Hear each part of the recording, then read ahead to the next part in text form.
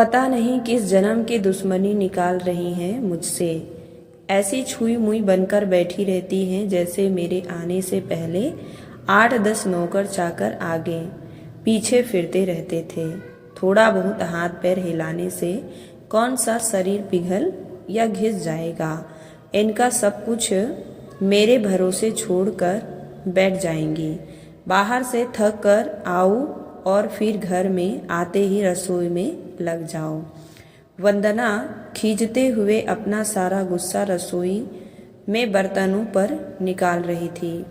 ऐसा नहीं था कि उसकी सास रुक्मणी जी को बहू के बड़बड़ाने का भान नहीं था, लेकिन वो भी ठिठाई पर थी। बहू की बड़बड़ाहट को एक कान से सुन दूसरे कान से निकाल रही थी। वंदना एक पढ़ी लिखी लड़की थी। उसका सपना था कि वो अपने पैरों पर खड़ी हो जाएंगी। उसे नौकरी के लिए कई जगह आवेदन भी दे रखा था। इस बीच जब उसके लिए अनिकेत का रिश्ता आया तो उसने साफ साफ कह दिया था कि वो शादी इसी शर्त पर करेंगी कि शादी के बाद उसे अच्छी नौकरी मिली तो कोई उसे नौकरी करने से नहीं रोकेगा। आखिर इतना पढ़ने लिखने के बाद वो घर पर बैठ सकती नहीं थी। अनिकेत और उसके घर वालों को इस बात से कोई आपत्ति नहीं थी कि उनकी बहू नौकरी करेगी। इस दिन दोनों तरफ से खुशी खुशी से रिश्ता हुआ था।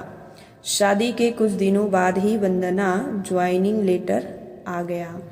जिस दिन वंदना ने अपने ससुराल वालों को कहा था कि वो अब नौकरी करेंगी तो उसकी सास रुक्मणी जी ने सारे परिवार के सामने कह दिया था, बहू नौकरी करे इससे मुझे कोई आपत्ति नहीं है। मैं ये भी नहीं कहूँगी कि वो पहले सारे घर का काम करें फिर नौकरी पर जाएं, लेकिन मैं भी अब पहले की तरह पूरा घर नहीं संभाल सकती। मुझे सब कुछ मंजूर है, लेकिन मुझसे ये उम्मीद मत रखना कि मैं बहू को रोटियां बनाकर खिलाऊंगी।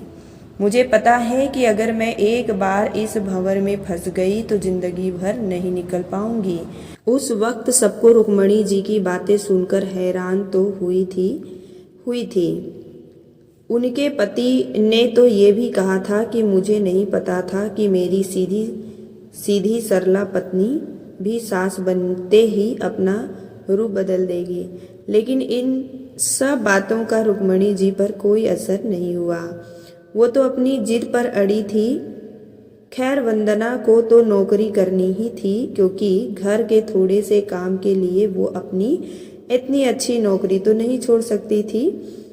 वहीं उसके पति और ससुर जी ने भी नौकरी की इजाज़त दे दी थी, तो वो फिर कहाँ रुकने वाली थी। इस समस्या का ये हल निकाला गया कि घर के कामों के लिए एक कामवाली और खाना बनाने के लिए कुक रख ली गई। खाना बनाने वाली सुबह और शाम खाना बनाकर चली जाती। वंदना का काम था ऑफिस से आकर बस खाना परोसना। यूं ही दिन निकल रहे थे। वंदना की शादी को 2 साल हो चुके थे। अब वंदना और बाकी सब घर वालों को इस रूटीन की आदत हो गई थी। लेकिन मुश्किल तो तब होती है जब कभी खाना बनाने वाली छुट्टी ले लेती थी। ऐसा ही कुछ इन दोनों दिनों से हो रहा था। कुछ जिस कारण से वंदना खिंची हुई थी। ऑफिस से आकर रोटियां बनाना उसे बहुत बोझ लगता था। वैसे तो रुक्मणी जी इन दिनों में सब्जियां काटकर बना लेती थी, लेकिन बहू के ऑफिस के आने के बाद रसोई में झांकती भी नहीं थी। उस समय वंदना अपनी बैठी हुई सास बहुत चुभती थी। वो बड़बड़ाती रहती और रोटियां बनाती रहती। बाद में अपनी माँ से फ़ोन पर भर भर कर शिकायत करती, जिसके बाद उसे थोड़ा सा सुकून मिलता था। कुछ दिनों बाद वंदना के भाई की शादी भी तय हो गई। वंदना की होने वाली भाभी भी नौकरी पेशा था। वंदना की माँ ने सगाई के वक्त ही खुश होते हुए गर्व से कह दिया था कि भाई मैं तो और सासों की तरह नहीं हूँ जो बहू के आने पर हाथ पैर सुकेड़ कर बैठ जाऊं। जब अभी तक पूरा घर संभाल रही थी तो क्यों नहीं मेरी बहू को मेरी तरफ से पूरी छूट मिलेगी। जब एक माँ अपने बच्चों को रोटियां बनाकर खिला सकती है तो बहू को क्यों नहीं खिला सकती। तुम निश्चिंत होकर नौकरी करना, रसोई में संभाल लूंगी। वंदना की माँ के उच्च विचार सुनकर उसकी होने वाली भाभी का पूरा परिवार और खुद वंदना भी गदगद हो गई। वाह माँ, आपके कितने बड़े दिल है। काश मेरे सास भी आपकी तरह होती, लेकिन मेरी किस्मत में ये सुख कहाँ। मेरी सास को तो बस हुक्म चलाना आता है। मुझे गर्व है कि मेरी माँ इतने खुले विचार की हैं। अपनी चिड़चिड़ाहट निकालते हुए वंदना बोली।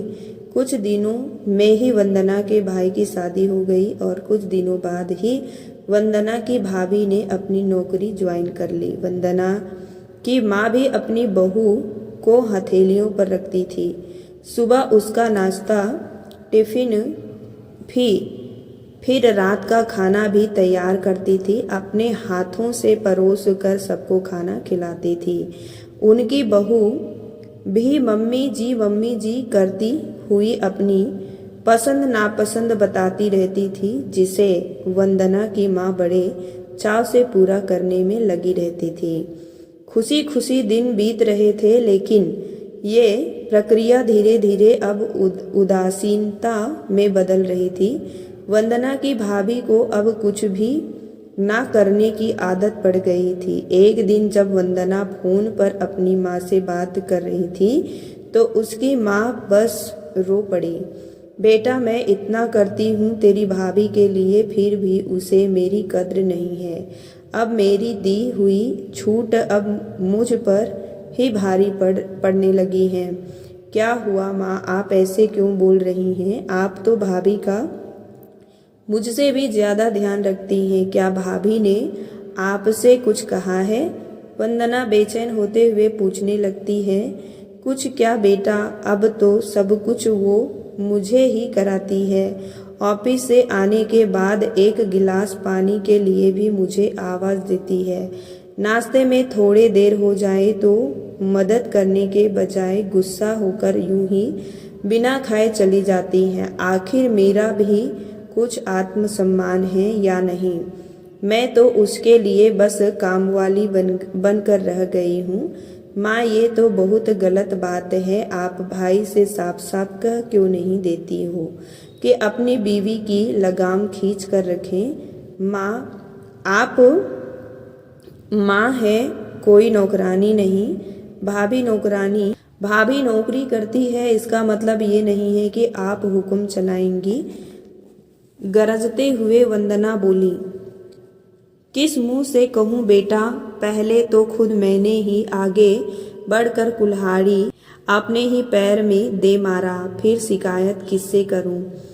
तेरे पापा ने कहा भी था कि बहू को ज्यादा छूट दोगी तो बाद में पछताओगी, लेकिन मैं ही बड़ाई की भूखी थी जो अपनी बहू को सर पर चढ़ा लिया। एक बात कहूँ बेटा, तू चाहे अपनी सास को कुछ भी कह, लेकिन समधन जी का ये फैसला सही था कि वो बहू को रोटियां बनाकर नहीं खिलाएगी।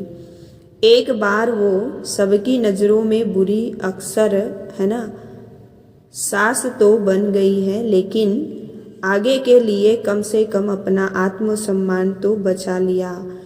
अब ना तो तू उन्हें कोई ताना दे सकती है और ना ही कोई रिश्तेदार। काश मैं भी शुरू से यही घर गृहस्थी की पूरी जिम्मेदारी अपने सिर पर से इनकार कर दिया होता तो आज मेरा ये हालत ना होता। माँ की बातें सुनकर वंदना निशब्द हो गई। भारी मन से उसने फोन रख दिया। बाहर हॉल में आकर देखा तो सास ससुर आराम से बैठकर बातें कर रहे थे।